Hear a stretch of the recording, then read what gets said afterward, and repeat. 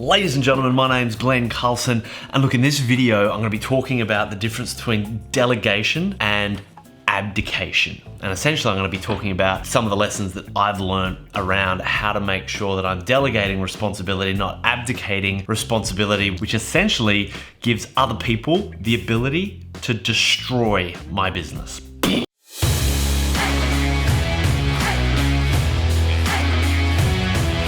So great to have you back. Now, David Ogilvy, hailed as the father of advertising, said, hire people that are better than you are and just let them get on with it.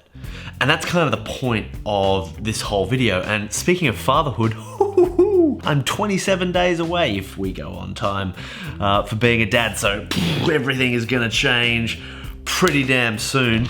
But I wanted to talk about this delegation versus abdication challenge, because I see it's something that constantly thwarts many small business owners. And when I'm talking, hiring your first supplier or your first employee or your first general manager or your first CEO, this can keep creeping back in. Now, of course, this video isn't about the unwillingness to delegate. My assumption is you kind of already get this idea that you are who you surround yourself with, and the better the team you can build around you, the more freedom and the more time you're gonna have. Maybe I'll go into that in another video if you're interested. This is about people who are getting really gung-ho with hiring team and delegating to the point where potentially there's that little bit, just a smidge of overcompensation.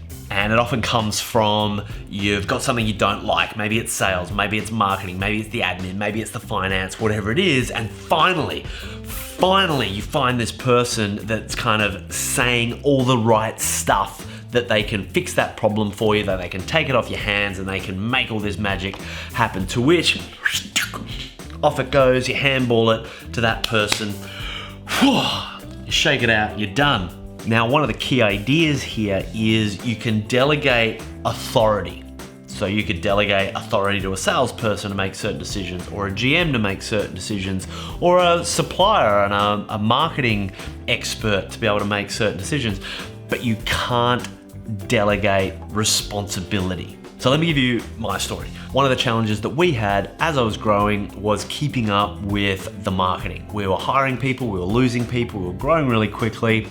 And I came across a supplier who made all these incredible promises. The challenge that I had is that they had a great track record, right? There were companies that they'd worked with. I could rationalize kind of handing it over to them, and they were going to charge me 12 grand a month, and that wasn't a easy pill to swallow at the time, but it was such a frustration to me. I was like, just anything to fix the problem. Now, pretty much the second I signed the heads of terms, I had some other fires I had to put out. 1 week turned into 2, turned into 3, and I wasn't really paying attention. I wasn't being responsible for the outcome that I had delegated. Now, this is my bad, but 1 month turned into 2 months, turned into 3 months, and there were sort of skerricks of results, just enough for me to kind of just leave it over there and get on with this other stuff that I felt like I had to deal with over here. But come 4 months in, I'm like, what's that, 40, almost 50 grand in the hole with like not enough of a result backing it up. I had to can it, and we had to go through a huge process of not just bringing everything back in-house, but trying to recover that 50K hole that I just dug myself into, right? Now, I just told that story again this morning to a buddy of mine who was kind of doing the same thing. He was looking for a marketing expert that he could just kind of abdicate responsibility to, and he had all these great rationalizations. He needed to move fast, and he wanted to focus on all this other stuff and this most important stuff, etc., but I could see the same tendency in him as I saw in me, which was just like this pent-up frustration, which can lead to that overcompensation when it comes to delegation. There's some rhymes going on there.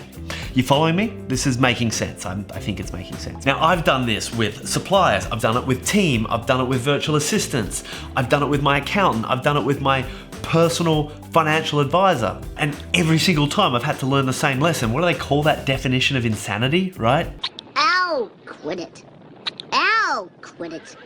Ow. Oh, quit it. So the solution, and I have learnt this the hard way, it's actually really freaking simple. First of all, the solution is not micromanagement. That works against you in all sorts of ways. But it is three things. The first, it's binary performance standards, which means at any given moment, you can tell whether they are on track or off track, working on it, making progress, things like that. No, it's either happening or it's not happening. You're getting the results or it's not getting the results. That binary separation just makes it so much easier to be able to check in the first place. Number two, daily or weekly check-ins. It sounds pretty simple depending on what kind of time cycle or how important this thing is.